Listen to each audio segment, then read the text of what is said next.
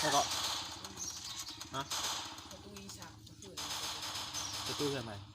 ตุ้ยบอกว่า สัก อ่อนเลย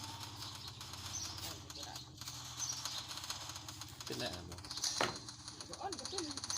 ที่จ่ายไปปกติมันบอก ไปเช่าต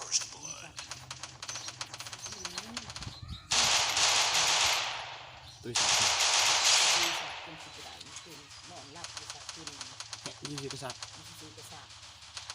ไม่ถึงหมดสักไม่ได้ ถูกต้องแล้ว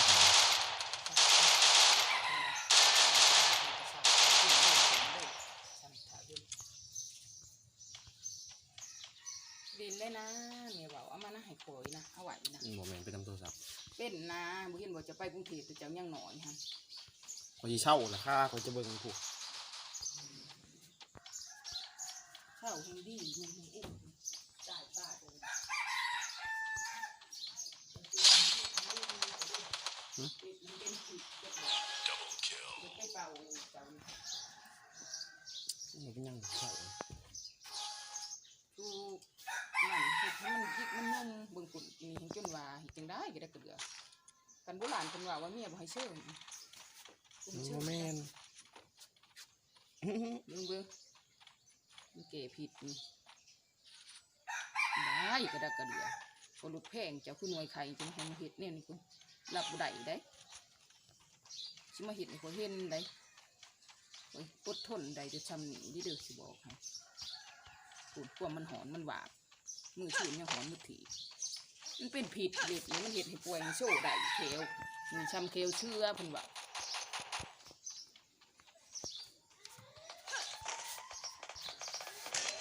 พอรถแพงใจยันจะเจ็บปวดจะทนได้จังให้มีเห็ดจังสิ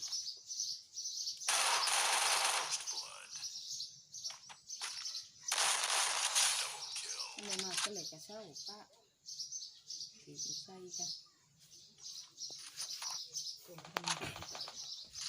บอกเก่งที่อ่านใส่นี่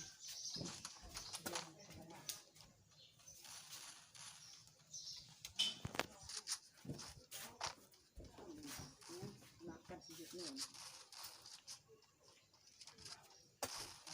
สัตว์สัตว์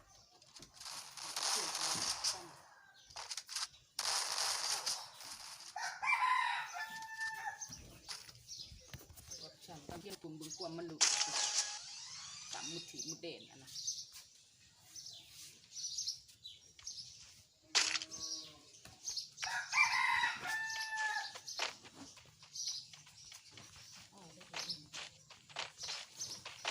อันนี้ตัดเลยเสียงแบบนี้นะ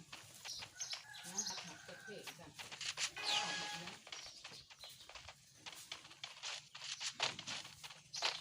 ประมาณ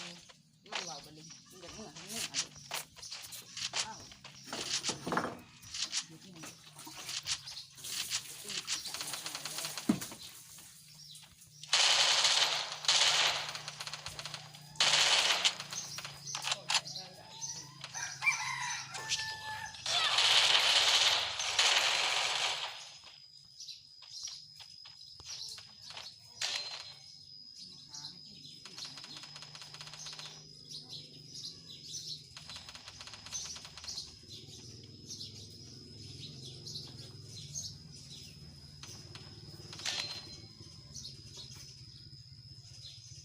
ตีก็เป็นตีชัดก็เป็นชัดยิก